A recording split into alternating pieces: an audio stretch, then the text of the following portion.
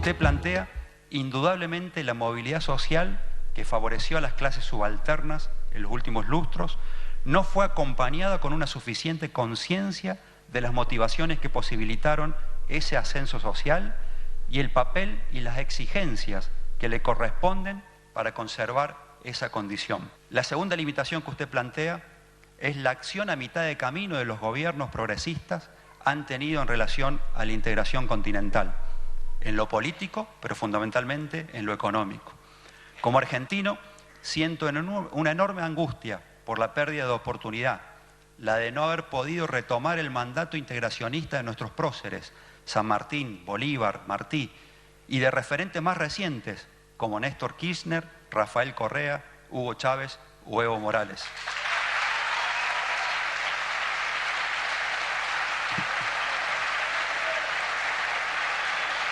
Apreciamos, valoramos infinitamente el proceso de transformación y de reforma del Estado Plurinacional de Bolivia. Sabemos el contexto, la dificultad que seguramente esta tarea emprendida todos los días ha significado. Sabemos también el valor que ha representado en la tarea del señor presidente Evo Morales y de usted como vicepresidente. Una tarea incansable frente a amenazas, frente a dudas, frente a postergaciones e intentos de volver hacia donde no se quiere volver. El Instituto Académico Pedagógico de Ciencias Sociales ha planteado 3 ejes de gestión desde donde promueve la calidad académica, la construcción de una identidad teórica, metodológica e ideológica y en especial su perfil orientado por el pensamiento latinoamericano, entendiéndolo como una base indiscutible para construir postulados teóricos que permitan describirnos como verdaderos latinoamericanos que somos, además de la vinculación puertas abiertas y en todas las direcciones como hoy se establecen a nivel mundial. Los escritos de García Linera no se componen de imperativos categóricos fuera del tiempo y del espacio. Por el contrario, sus escritos son ensayos permanentes de intervención política y territorial, que sin abandonar la paciencia del concepto, se saben urgentes para nuestro tiempo. Tienen en el corazón de su teoría la militancia política.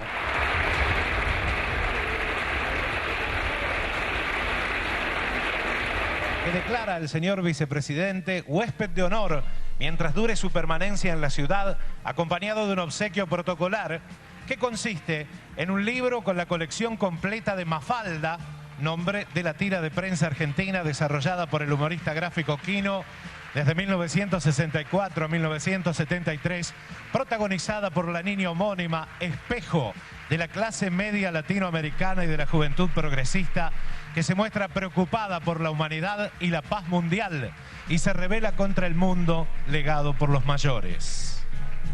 De la distinción Visitante Distinguido, otorgada mediante resolución de Consejo Directivo del Instituto de Ciencias Sociales de la Universidad Nacional de Villa María, número 8/2018, y obsequia un ejemplar del Martín Fierro, poema narrativo escrito en verso por José Hernández, obra literaria ejemplar del género gauchesco. Muy buenas tardes a cada una de las personas que se ha hecho presentes acá en este hermoso auditorio de la Universidad Nacional de Villa María. El día de hoy he preparado un pequeño texto sobre la situación actual de América Latina. No podemos entender todo este proceso que se inicia a fines de los años 90 del siglo XX, con lo que se ha denominado la crisis del régimen de acumulación y de legitimación neoliberal. En los años 80 y 90 en toda América Latina, en Bolivia, en Argentina, en Brasil, en Ecuador, en Uruguay, en Chile, Chile un poco antes, en Nicaragua, en El Salvador, en México, en toda América Latina, se dio un consenso económico y un consenso político. El consenso económico, el régimen de acumulación neoliberal. ¿En qué consistía esto?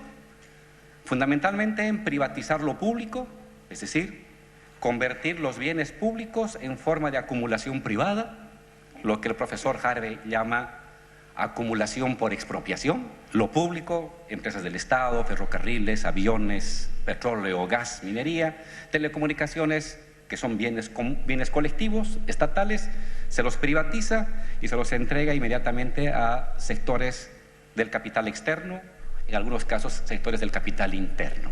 Es decir, el ahorro generacional de 40 a 50 años se convierte en propiedad privada de una persona.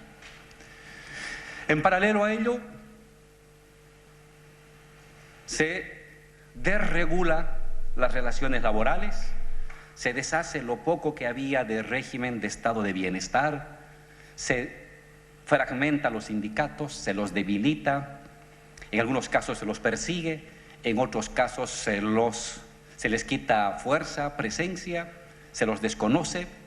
La ciudadanía sindical que se constituyó en América Latina entre los años 50 y los años 70 se la diluye, es decir, tengo derechos en tanto pertenezco a un sindicato, esa era la ciudadanía sindical, constituida con la fuerza de la movilización sindical, se la desagrega, se la fracciona, se la debilita, se le erosiona.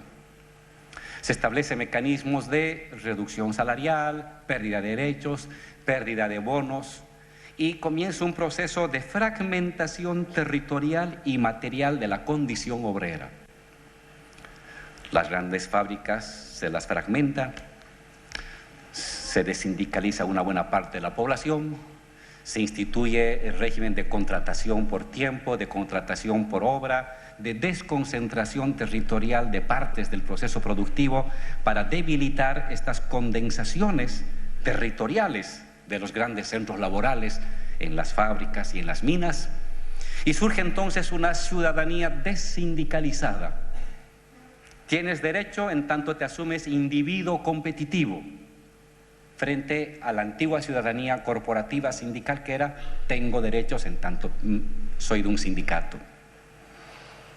Se constituye un régimen de partidos políticos conservadores que hablan un mismo discurso. Se cayó el muro de Berlín, ya no hay clase obrera, se ha acabado la lucha de clases, la globalización va a sacarnos a América Latina de la pobreza, hay que usar el dólar, hay que hablar inglés y toda esa parafernalia de un destino único e inevitable para el mundo entero. Derrota las guerrillas en América Latina, se cae el muro de Berlín en Europa, se derrumba el régimen del socialismo de Estado en la Unión Soviética, la izquierda va hacia atrás. ¿Qué queda? El destino único, el fin de la historia, como lo había proclamado Fukuyama en los años 80. Esto, que parecía que no iba a tener límite, que parecía que era el destino final de la humanidad, comienza a resquebrajarse. Surge el gobierno de Chávez, luego insurrecciones populares, insurrecciones urbanas, insurrecciones rurales, Bolivia, Argentina, Brasil, Ecuador, Paraguay. Comienza a agitarse el continente.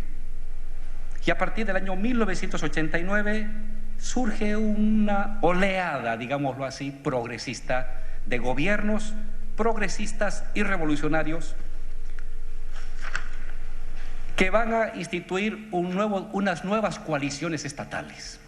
En el tiempo neoliberal se constituyó un tipo de coalición estatal donde estaban las burguesías mundiales globalizadas, las burguesías locales subordinadas, las clases medias tradicionales y los sectores populares subalternizados, desindicalizados, muy golpeados por la precariedad, muy golpeados por la desterritorialización y fundamentalmente golpeados en el alma, golpeados moralmente, que es el peor de los golpes.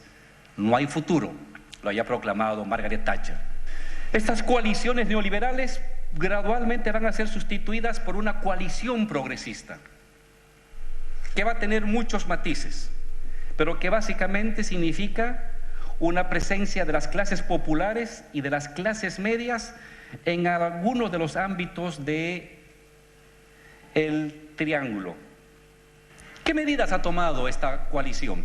Básicamente en tres áreas: en lo económico, en lo político y en lo social. En lo económico, Un régimen híbrido. Cuanto más radical es la coalición, procesos de nacionalización de empresas públicas, empresas de telecomunicación, de mineras, petroleras, de energía, que pasa nuevamente al Estado. Si la coalición es más laxa, recuperación flexible o no recuperación de empresas privatizadas, pero fuerte presencia del Estado como nuevo ente regulador y distribuidor de la riqueza. En lo político, sustitución del viejo sistema de partidos, en algunos casos radical, en otros casos moderado, en otros casos más camaleónico, sustitución del viejo sistema y de las viejas alianzas de partidos y constitución de lo que podríamos llamar una especie de tipo de jacobinismo político democrático.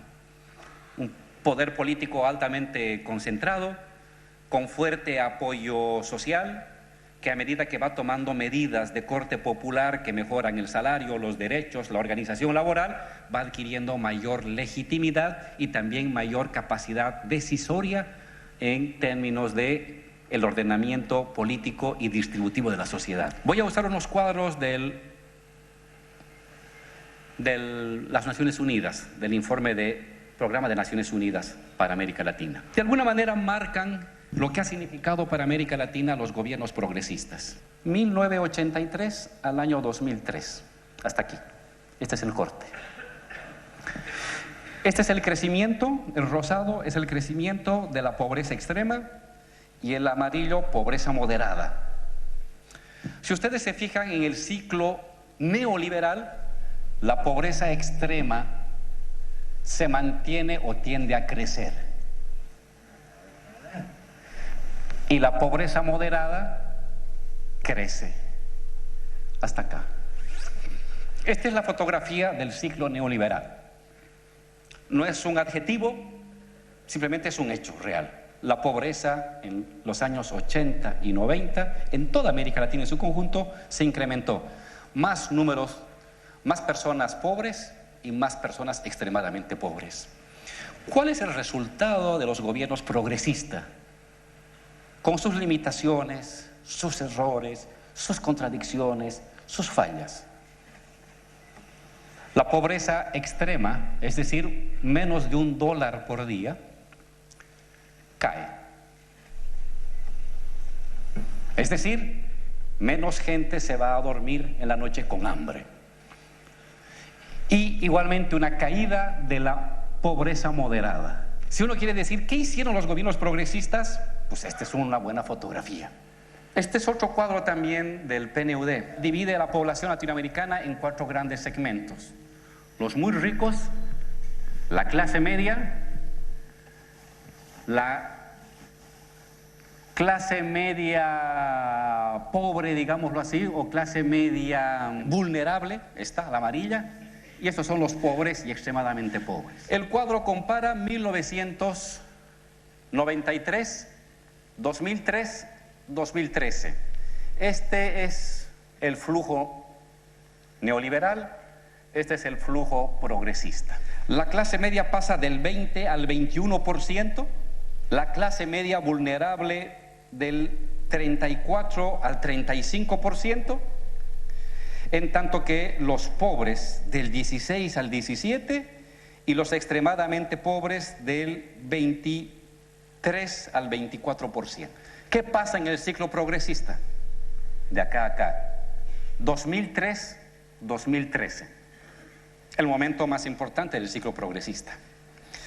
Las clases medias pasan del 21 al 34% en América Latina. Del 21 al 34, las azules. Las clases medias vulnerables, del 35 al 38. Y las clases pobres, del 17 al 12. Y las extremadamente pobres, del 24 al 11%. Hay un crecimiento potente de la clase media, hay un crecimiento de la clase media vulnerable y hay una reducción abrupta de las clases pobres y fundamentalmente de las extremadamente pobres. Este es el cuadro de América Latina. Este es el ingreso promedio anual por persona según el decil de ingreso en América Latina. ¿Cómo ha crecido el ingreso promedio anual. De los más pobres, en promedio, entre el 2003 y 2013, 10% de los más pobres. De los más ricos, en promedio, 1.9%. ¿Quiénes son los favorecidos del ciclo progresista, de la oleada progresista? Fundamentalmente este sector. Los que van a haber mejorado sus ingresos, promedios anuales. Este es un cuadro comparativo que compara 3 momentos de América Latina: 1960 y 80, ciclo de los gobiernos nacional populares, llamados entonces, entre medio pedazo de la dictadura, ya el fin de la dictadura, el ciclo neoliberal y el ciclo progresista. En los años 60-80 el aumento del PIB, del ingreso por persona en América Latina, creció 3.3. En los tiempos neoliberales el ingreso por persona 0.4. En los tiempos progresistas el ingreso promedio 1.8. El caso de Bolivia es paradigmático. Bolivia conocido como un país tremendamente pobre, tan pobre como Haití. Esta es la fotografía de 1993, la fotografía del 2003, la fotografía del 2013. Clases medias disminuyen en el ciclo neoliberal. La clase media disminuye. La clase media se incrementa en el ciclo progresista. La clase media vulnerable se mantiene casi similar, se incrementa notablemente. Los pobres y extremadamente pobres se incrementan en el ciclo neoliberal, se reducen drásticamente, sufren una especie de lifting social en el ciclo progresista. ¿Qué significa eso? Que hoy en Bolivia hay menos gente pobre, que hoy en Bolivia hay más gente que tiene recursos para mandar al hijo al colegio, para mandar al hijo a la universidad, para comprarse una casita, para hacer un pequeño negocio, para hacer un pequeño tallercito. Esta es la economía boliviana. Fíjense, está ahí. Esta es la economía boliviana. ¿En qué momentos? En los tiempos del gobierno de Sánchez de Lozada, de los privatizadores. Se mueve entre 9.000 y 8.000 millones de dólares. Seguramente el Producto Interno Bruto de Córdoba, seguramente. Aquí entra Evo. Y miren.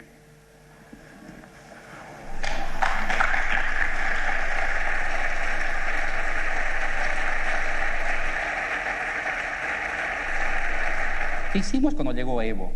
Simplemente que el fruto de nuestro trabajo no se vaya afuera, es decir, retener e internalizar el excedente. El resultado, un Producto Interno Bruto que se multiplica por 4 veces en una década. Esta es nuestra deuda externa con el mundo, país que siempre pedía préstamo, que tenía que rogar al Banco Mundial, al Fondo Monetario, a la Embajada Norteamericana, para que nos dé dinero para pagar salarios, para pagar aguinaldo. Este es el corte, aquí llega Evo. Esta es la deuda externa, que se ha movido entre un 70 y un 51%. Esta es la deuda externa con Evo, que le cae del 51% al 24%. La tasa de inflación es esta. Bolivia está ahí, este azulito. No voy a mencionar los otros países. Este es un dato que me hace sentir bien. El salario mínimo. Cuando nosotros llegamos al gobierno, el salario mínimo en bolivianos era cerca de $50, 55 dólares. Argentina le pagaban como mínimo 4 veces más que a un boliviano. Hoy le siguen pagando más al argentino que a un boliviano, pero nuestro salario mínimo ya no es 55, es 287 dólares. El argentino como mínimo tiene 505, 510. Antes nos llevaba por 4 veces. Ahora Argentina nos lleva nomás ya por 1 vez. O por el doble. Y si esto va así, ojalá que el 2025 estemos igual, que el salario mínimo de un boliviano sea igual a un salario mínimo de un argentino. Lo vamos a lograr.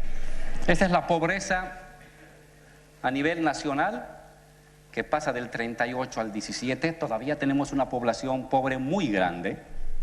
es muy grande, no estamos orgullosos del 17, pero en una década hemos caído 11 puntos. La urbana del 24 al 9, la rural del 62%, que la heredamos, a un 35%. No estamos contentos, pero creo que estamos en un muy buen camino para que la siguiente década tengamos unos niveles de pobreza de un solo dígito y ojalá un nivel de extrema pobreza que no pase el 2%.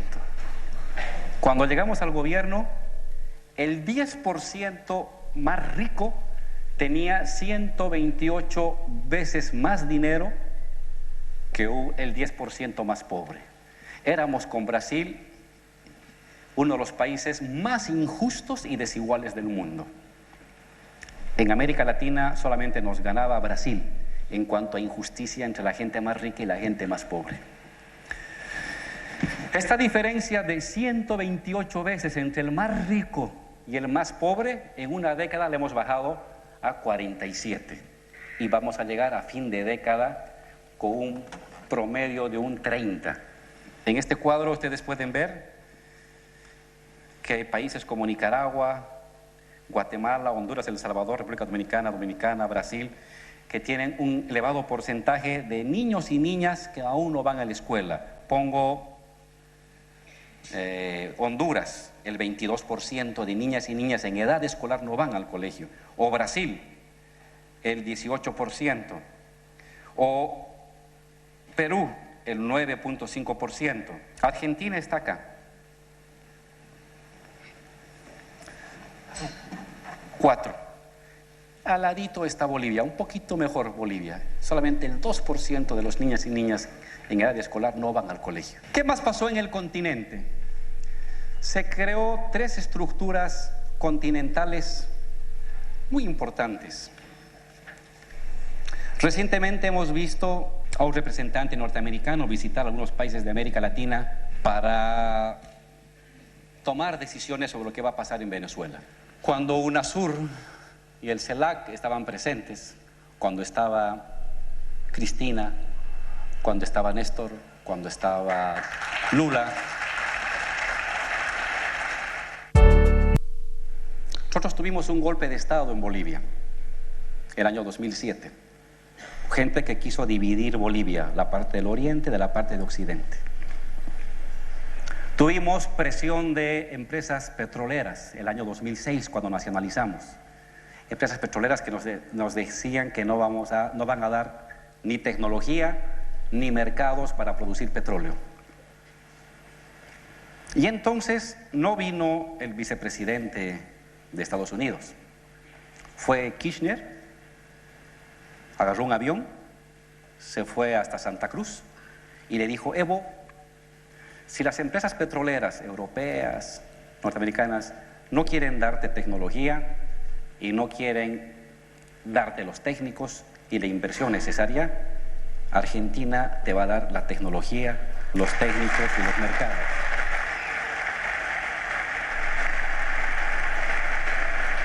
UNASUR convocó una reunión y mandó una delegación pidiendo permiso al gobierno de Evo, una reunión de UNASUR de presidentes, a ayudarnos en la toma de decisiones y decirle a los golpistas de derecha extrema, fascistas, que UNASUR solo iba a respetar a los gobiernos democráticamente elegidos por el voto popular y que no iba a aceptar ningún tipo de golpismo.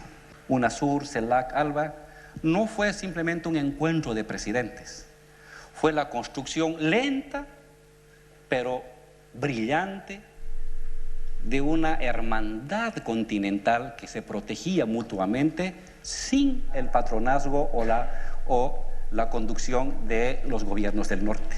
Los que venimos de la vieja tradición de izquierda, el viejo debate.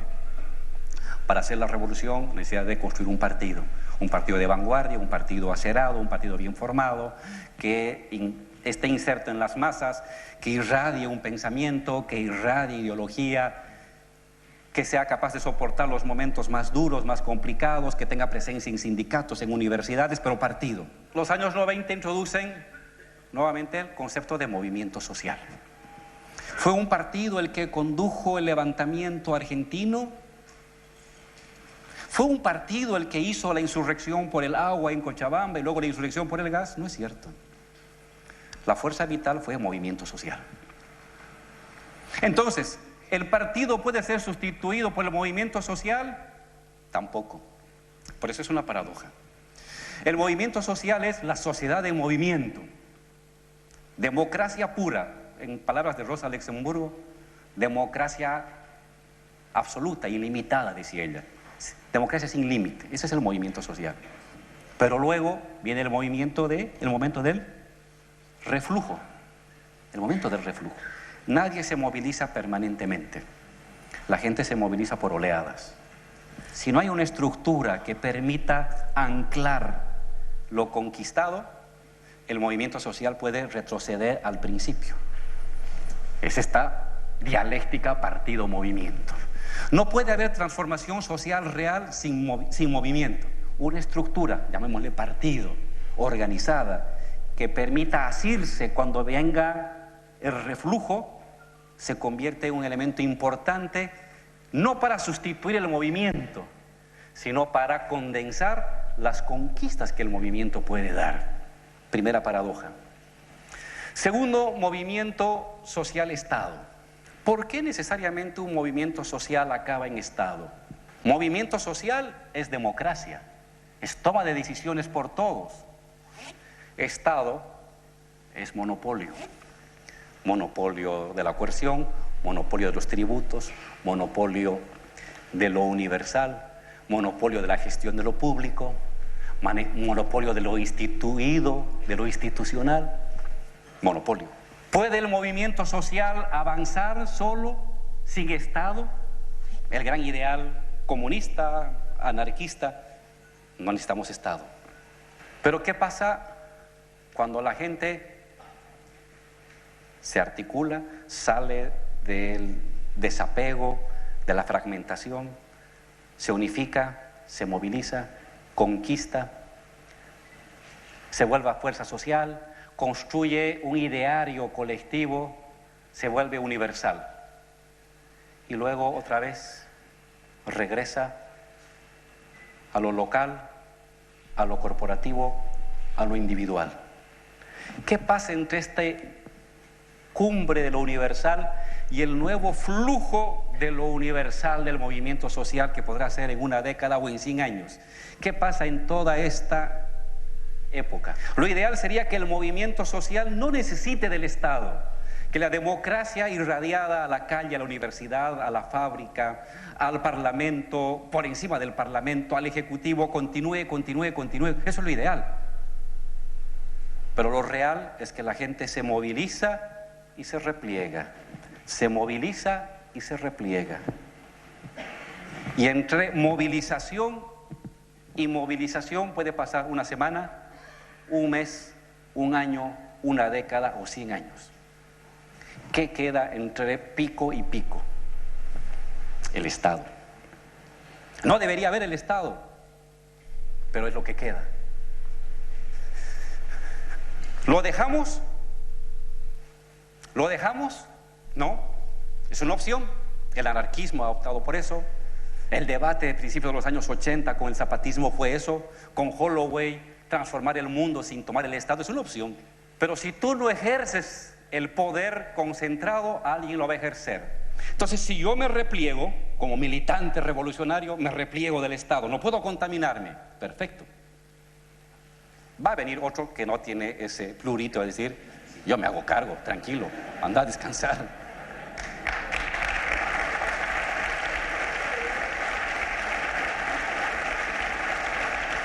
Entonces, ahí el Estado, y ese es uno de los grandes aportes de estos procesos revolucionarios, emerge ya no solamente como en el viejo debate de una maquinaria de dominación, que lo es, pero es ante todo un flujo de fuerzas.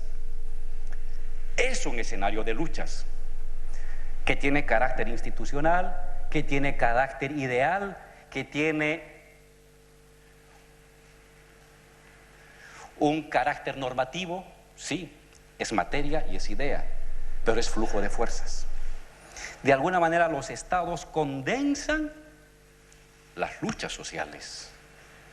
las formas de organización alcanzadas por unos y por otros, por las clases populares, por las clases dominantes, por las clases empresariales, por las clases terratenientes, se condensan en el Estado. Entonces, el gran aporte de los procesos revolucionarios progresistas de América Latina es salir del viejo debate de máquina de dominación, hay que destruirla o hay que tomarla, a una lógica de relación de dominación, de correlación de fuerzas de dominación. Y no se olviden lo que decía Gramsci: no hay clase dirigente que no se constituya en Estado. De hecho, hablar de Estado es hablar del flujo de cómo una clase se convierte en clase dirigente. Lo ideal sería que la clase dirigente popular, plebeya, obrera, popular, no se constituya como dirigente en Estado. Eso sería lo ideal. Pero hoy por hoy, y no sabemos por cuántos siglos más, cualquier forma de conversión en clase dirigente inevitablemente lleva a su constitución en Estado. Ni puedo dejar el Estado porque en el Estado está la sociedad. Y si yo me desmarco del Estado, estoy desmarcándome de la sociedad, pero tampoco puedo creer que el Estado puede sustituir a la sociedad, ni uno ni lo otro. Por eso es una paradoja. Un proceso progresista avanza sin ser Estado, su fuerza vital, pero no puede dar más pasos si a la vez no utiliza y no convierte su capacidad de conducción ética moral en fuerza concentrada, monopolizada. Pero luego, para volver a diluirla en el movimiento social, para luego volver a concentrarla, luego para volver a diluirla y poder volver a concentrarla. Es una dialéctica enloquecida e inevitable. Toma del poder o construcción del poder. Voy a ponerles un ejemplo. Bolivia, año 2008. Tomamos la decisión con el presidente Evo, junto con las organizaciones sociales, de hacer una redistribución de la tierra. Había que distribuir la tierra. Hasta cuando estábamos, los empresarios terratenientes tenían 49 millones de hectáreas, los campesinos 13. Así estaba la distribución de la tierra en Bolivia: 49 para empresarios, 13 para campesinos, comunidades y Estado, las áreas verdes y las áreas protegidas. Hacemos una ley, la mandamos al Parlamento. En el Parlamento no teníamos el Senado nos la rechaza. Éramos gobierno, pero no éramos poder. ¿Qué hicimos? ¿Qué se hizo? Los compañeros de las organizaciones campesinas marchan casi 200 kilómetros, como el tamaño de nuestra bandera de la reivindicación marítima, marchan a La Paz, llegan a la ciudad de La Paz. Yo era presidente de la asamblea. Los invito a los opositores a almorzar a la vicepresidencia. Mientras estoy almorzando con los opositores, las organizaciones sociales rodean todo el Parlamento, 80.000, 100.000 personas. Yo me escapo del almuerzo, me entro al Parlamento. Cuando se dan cuenta, los opositores corren, pues ya no pueden entrar porque había 100.000 personas. Y en el Parlamento hay mayoría, aprobada la ley de distribución de tierras.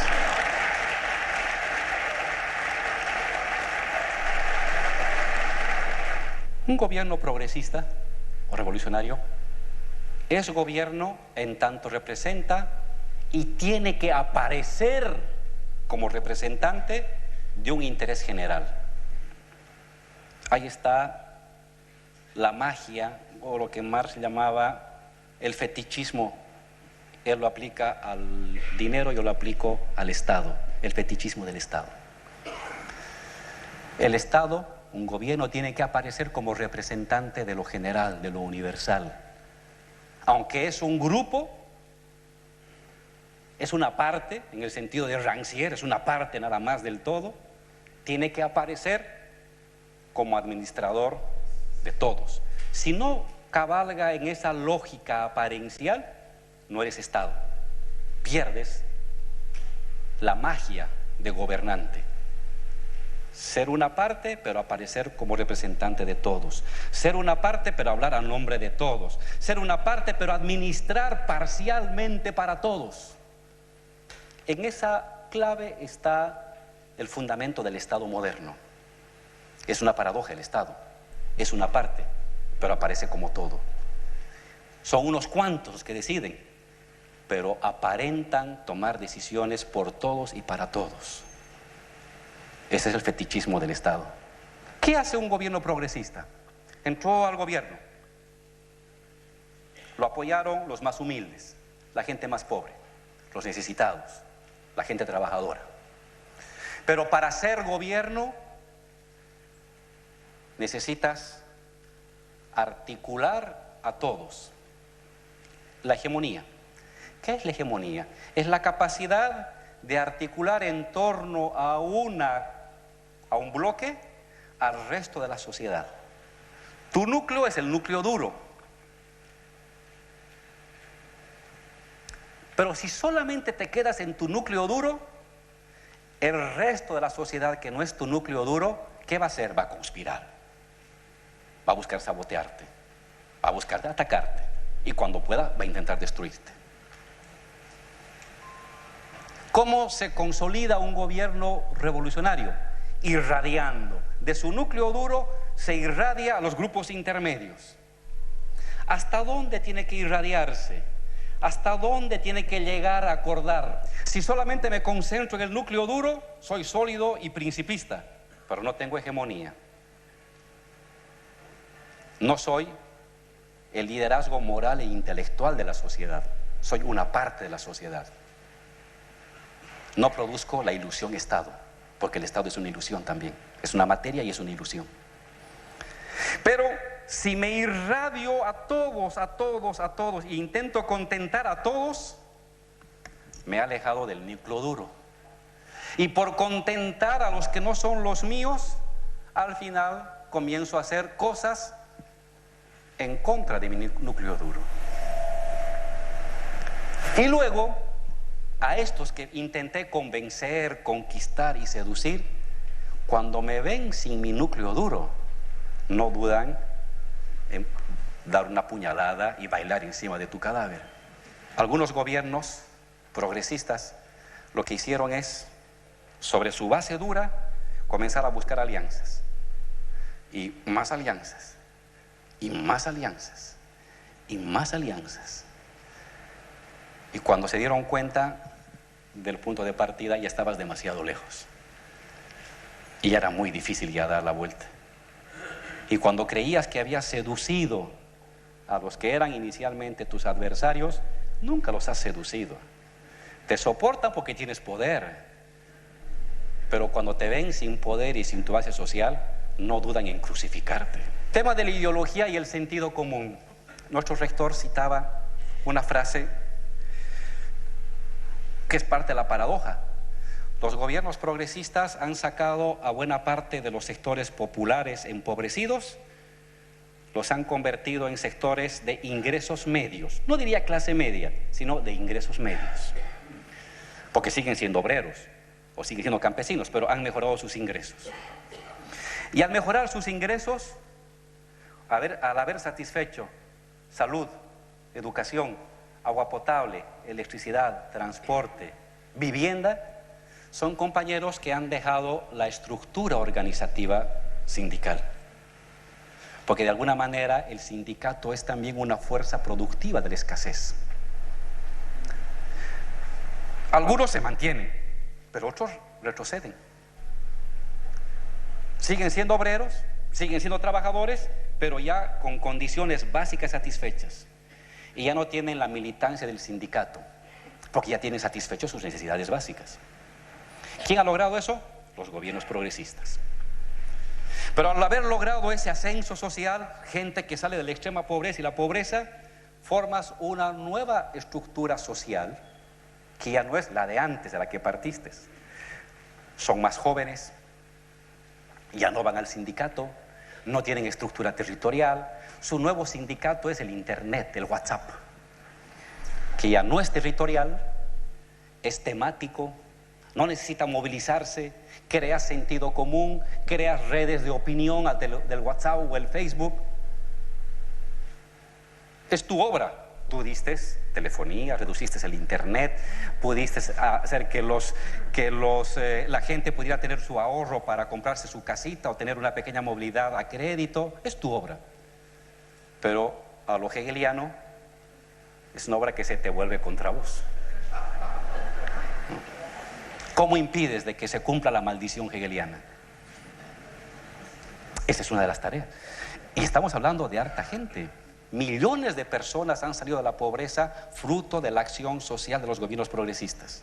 Pero a la vez, millones de personas de ese nuevo sector de ingresos medios se distancian de los gobiernos progresistas. ¿Qué haces? Eso te impone una nueva tarea. Ideologizar. ¿Qué es eso? Hacer círculos de lectura, usar medios de comunicación. ¿Qué es eso de ideologizar? Es casi el 20% que nosotros hemos sacado de las clases populares a la clase media ascendente. Pero esa nueva clase media ascendente ya no milita en el sindicato ni en la comunidad. No ve tele, ve su celular. Todo es celular. No lee el periódico, no va a la asamblea de los domingos. Se entera, forma criterios a través del celular, de sus grupos, de sus redes. Los procesos de transformación son duraderos en tanto uno ha sabido transformar o luchar en 4 aspectos de la constitución del sentido común. Y ahí voy a ser más turquiniano. Los preceptos morales, los preceptos lógicos, los preceptos instrumentales y los preceptos institucionales que tienen los seres humanos en la vida cotidiana. Lo prereflexivo, no solamente lo moral y lo lógico, el orden del mundo de las cosas, sino también lo instrumental y lo institucional. Quien logre influir en la manera en que las personas se enfadan, se ruborizan, se entusiasman, es una estructura política que ha logrado incidir en la construcción del sentido común. El sentido común no se construye en una década, el sentido común se construye en décadas, si no es que siglos. Pero la clave está ahí. La clave de la continuidad o el retroceso es cuánto lograste transformar el sentido común de la sociedad. Ya no solamente las ideas fuerza, las categorías fundamentales, la manera general de representar el mundo, sino la forma cotidiana y corpuscular de ubicarte en el mundo. La forma prereflexiva de organizar las cosas, lo deseable, lo reprochable, lo abominable, lo óptimo, lo ideal, lo necesario, lo lógico. Ahí está, en ese mundo de la construcción, que ya no es ideología, es algo más profundo que la ideología. Es donde se juega, yo siento, la continuidad o el límite de un proceso de transformación. ¿Cómo saber si un proceso progresista y revolucionario avanza o se detiene? En la medida de la democratización social.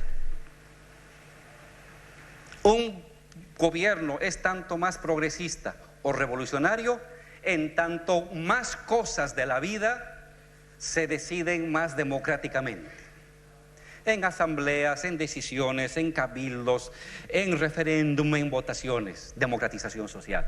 Siempre va a haber decisión estatal, pero siempre tiene que haber la voluntad de desestatalizar las decisiones. Pero esta voluntad permanente, recurrente, esta lucha interna de un gobierno para desconcentrar, democratizar decisiones y solamente quedarse con las muy coyunturales y digamos complicadas o urgentes, y permanentemente darse esfuerzo para desestatalizar y democratizar, es una medida de radicalidad o contención o detención de un proceso.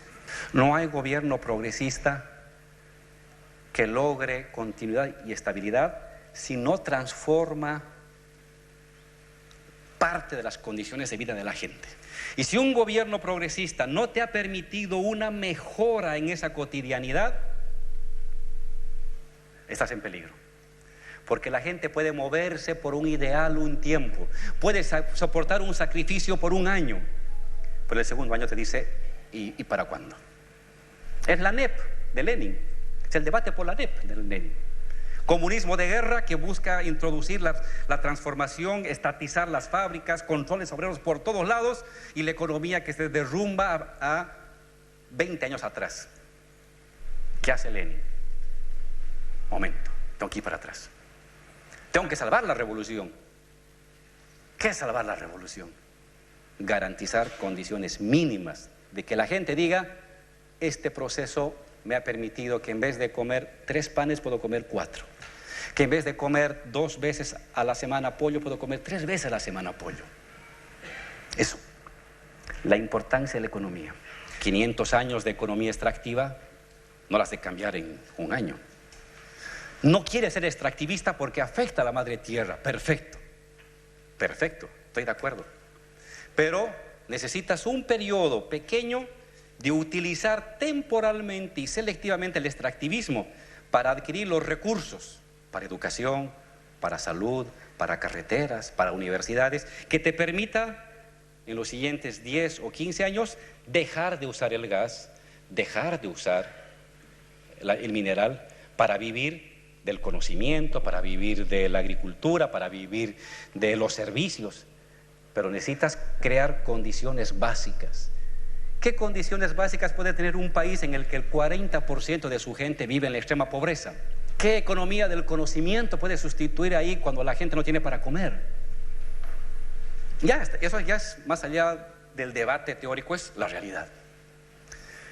Pero a la vez, todo el mundo, el destino de la humanidad y tu herencia indígena te dice que tienes que proteger la madre tierra, que no puedes depredarla. Es una contradicción. Si me dedico a proteger solo a la madre tierra, no tengo la escuela ni la salud.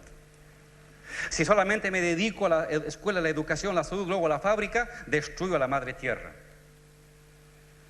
Niego mi raíz.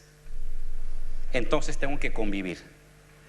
Tengo que proteger la madre tierra, tengo que utilizar selectivamente el extractivismo para luego abandonar el extractivismo y proteger la madre tierra. Este es un debate nuevo que no lo tenía Lenin, que no lo tenía Marx, sobre los límites o la lógica predatoria de la producción. Y lo hemos enfrentado en América Latina, es parte de nuestras enseñanzas, de nuestras lecciones, y tampoco hay solución. Lo que nosotros hemos aprendido es cabalgar los dos. Satisfacer necesidades de la madre básicas, transformando parcial y lo menos posible la madre tierra. Proteger la madre tierra, transformando las necesidades básicas para un tipo de economía gradualmente del conocimiento. Uno y lo otro. No puedes simplemente esto, porque si solamente te dedicas a proteger la madre tierra y no satisfaces las necesidades básicas, la derecha sí va a satisfacer. Y lo va a hacer bien. Y va a destruir toda la naturaleza y le va a valer un comino, pues te va a dar de comer cada día.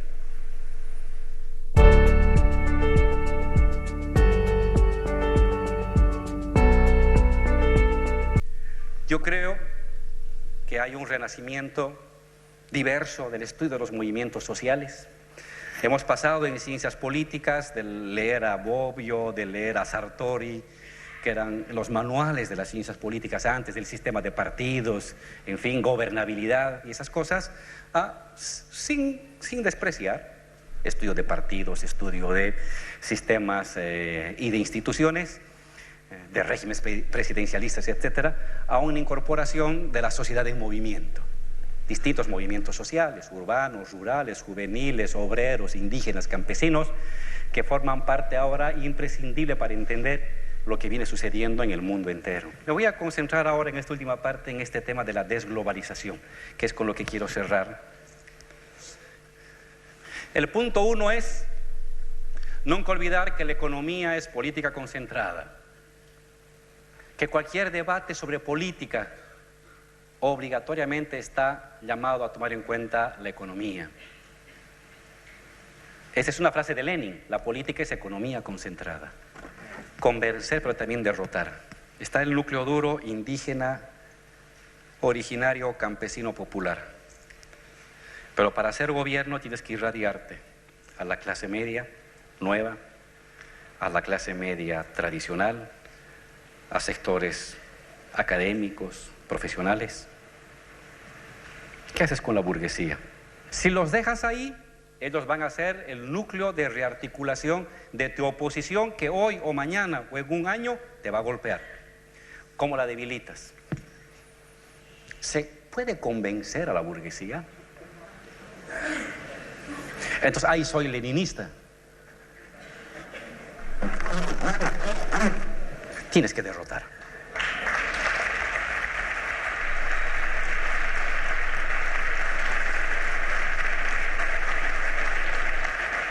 La revolución, ¿qué sería? Igual a Gramsci más Lenin, es decir, convencer más derrotar, convencer más derrotar. Fin del relato progresista. Ese es un debate que está dando en toda América Latina. Brasil ha retrocedido, Argentina ha retrocedido, Paraguay ha retrocedido, Ecuador está con problemas. No es un buen momento para el continente. Para responder esto, quiero hacer un pequeño rodeo por la desglobalización. Hay globalización. Hay una construcción planetaria de redes de comercio. Sí. Hay una construcción de redes planetarias de la producción. Sí. Se diseña en Alemania, se construye la carcacha en, no sé, en Italia, se ensambla en Singapur y se coloca en caja en México y te lo venden aquí en Bolivia como si fuera de Estados Unidos o en Argentina. Hay una estructura cada vez más planetaria de procesos integrados y eslabonados de producir una única mercancía como una sumatoria de actividades mundiales.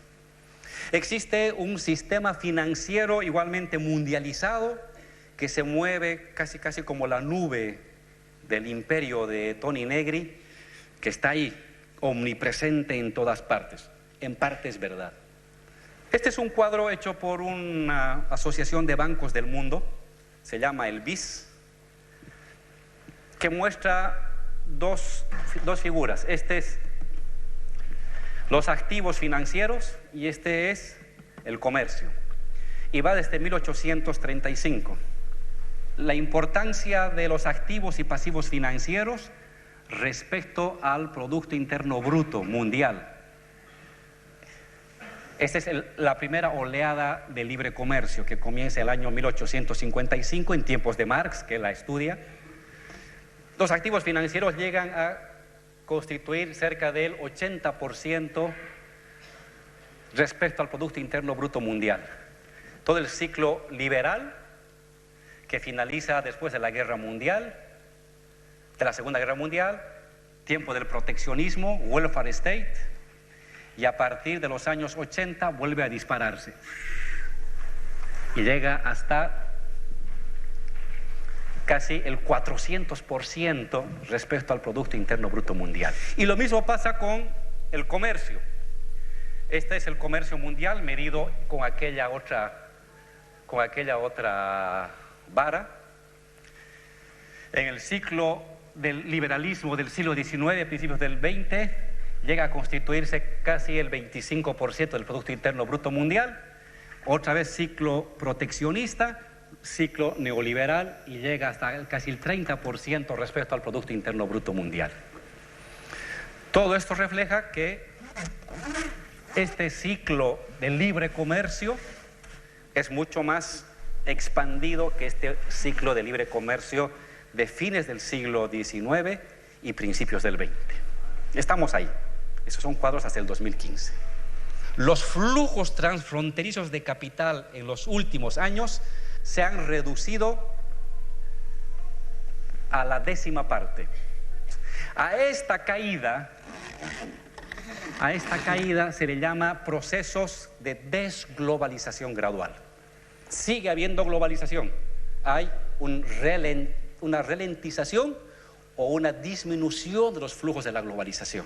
Flujos de los capitales transfronterizos, 2007, 2015, 2016. De constituir el 11.9, casi 12% respecto al Producto Interno Bruto, cae al 3%. Y fundamentalmente, ¿quiénes caen? El azul, que son los préstamos, cae el morado, que son la inversión extranjera directa, cae el verde, que son los bonos, y cae el rojito, más bien el rojito aumenta. Los rojitos son las acciones. Hay un incremento del flujo de acciones, hay una caída de los bonos, una caída de la inversión extranjera directa. Sigue habiendo globalización, pero ya no tiene la dimensión que tenía 5 o 10 años atrás. Hay una caída fuerte, se ha reducido a 1/3 este poderío de los flujos transfronterizos. El rojo es el PIB mundial, este es el crecimiento del PIB mundial. Y el azul es el crecimiento del comercio mundial. Si ustedes se fijan, mientras el PIB crece el 3, el comercio crece el 24. Mientras el PIB crece el 4, el comercio el 21. Mientras el PIB crece el 2007, el 4, el comercio el 14. Aquí hay la caída del 2008. El 2011 el PIB crece 3%, el comercio crece 20%. Siempre el comercio ha estado creciendo, el comercio mundial, 2 a 3 veces, hasta 4 veces más que el PIB mundial. Esa es una lógica del neoliberalismo. ¿Qué otra cosa más ha pasado? Gran Bretaña se ha salido de la Unión Europea, Estados Unidos tiene como presidenta Donald Trump, ha subido el arancel al acero al 25%, al aluminio 10%, va a construir su muro contra los latinoamericanos, ha roto el TTP, el Tratado Transpacífico, y está en duda si va a aprobar o renovar el TLC con México. Es decir, estamos ante un gobierno que en ciertas cosas sigue potenciando flujos financieros transfronterizos y en otras cosas comienza a aplicar políticas proteccionistas. Estas son políticas proteccionistas. Mala palabra hace 20 años. Era impensable hablar de proteccionismo. Eso era el Parque Jurásico. Pues ha regresado el Parque Jurásico de alguna manera. China, comunista, se supone, defensora del libre mercado y la globalización. Y Donald Trump, defensora del proteccionismo. Algo está mal.